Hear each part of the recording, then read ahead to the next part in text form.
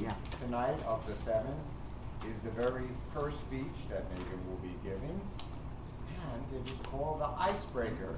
So let's give her a warm welcome.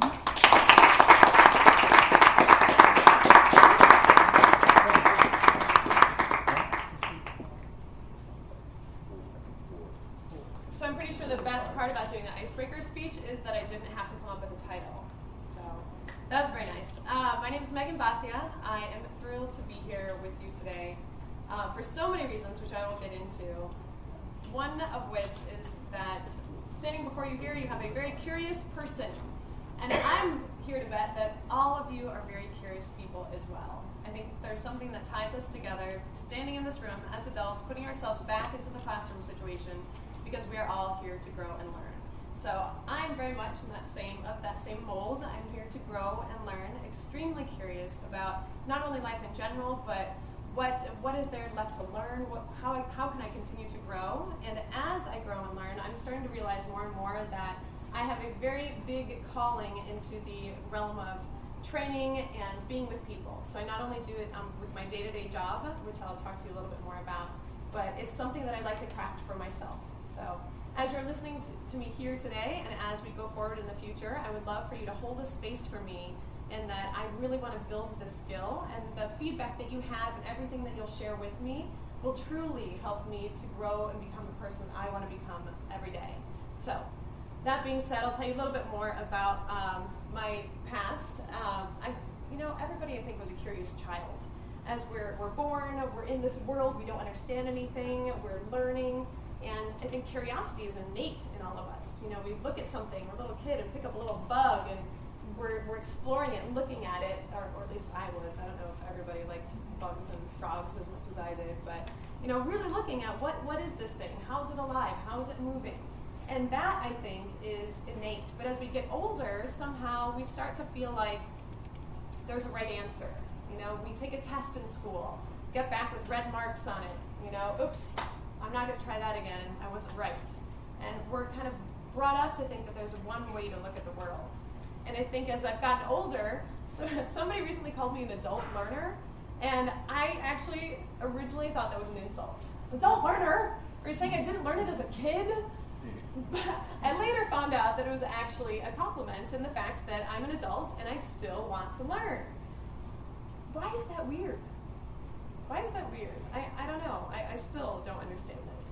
And of course, I think I'm sitting in a room full of people that think that that's strange to consider as well, that as we grow and get older, that we're not allowed to continue learning. So as the curiosity developed, I found that curiosity led me to different countries. I got to learn 2 different languages. I'm learning a third, Portuguese right now, because I think my curiosity of wanting to know what other people are talking about is much greater than the fear of what I will look like if I say something wrong, or if I mess up, or look like a fool. That it definitely, the curiosity outweighs anything else.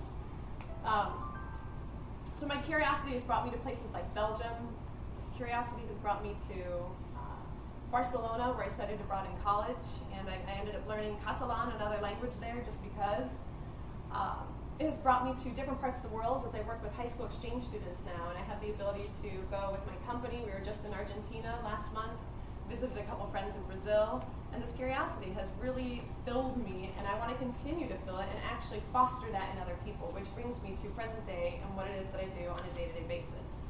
So I work with high school exchange students. I, in fact, work with the adults who place the high school exchange students in with volunteer host families all across the world, all across the U.S. actually.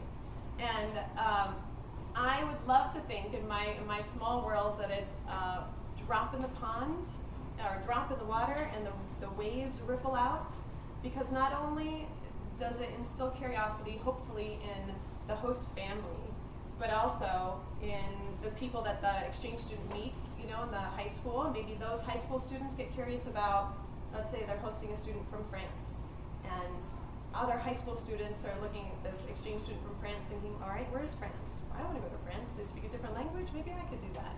So I think by doing the job that I do right now, I'm able to have a bigger reach and hopefully instill curiosity. But I'm finding out that my true passion is not just instilling curiosity in exchange students and families, but it's the Americans that I work with. And I get to work with about 500 Americans on a yearly basis, going and talking to them in person, and doing webinars online, and it always comes back to the same thing, this ability or willingness to step outside of the box, step outside of the comfort zone, step outside of the bubble that we know, and say, you know what else is out there? What else could I do? What else could I learn? Who else could I meet? What questions could I ask?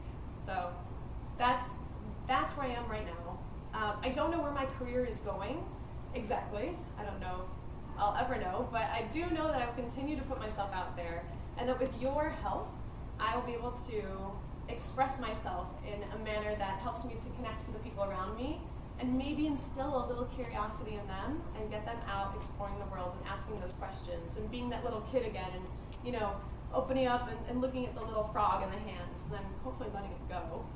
I have to tell you, after my first experience here, the way that feedback was given in the group, I don't think I've ever been in a group where I have felt so open, where there wasn't a sense of defensiveness when somebody shared feedback, because we're all sitting here, we all want the feedback because we want to improve. And I can tell you, I've never in my adult life been in such a supportive group of people where you can say anything, it's received so well, and in fact, thanked. We try to, in my work, try to foster this realm of feedback where it's okay to give and receive feedback, and that even that word feedback, people cringe. I don't want feedback, because they get it usually when it's bad. Instead of the idea that feedback, first of all, we're constantly getting feedback from people, whether or not we're asking for it or view it as feedback. But in this room, what you have all created for me, and what I hope to continue creating for you as we go along, is the sense that we are here for a reason. We want to continue to be adult learners and support each other in each other's missions and dreams. So I will be that for you. I hope that you will be that for me, and we'll just keep being curious. Thank you.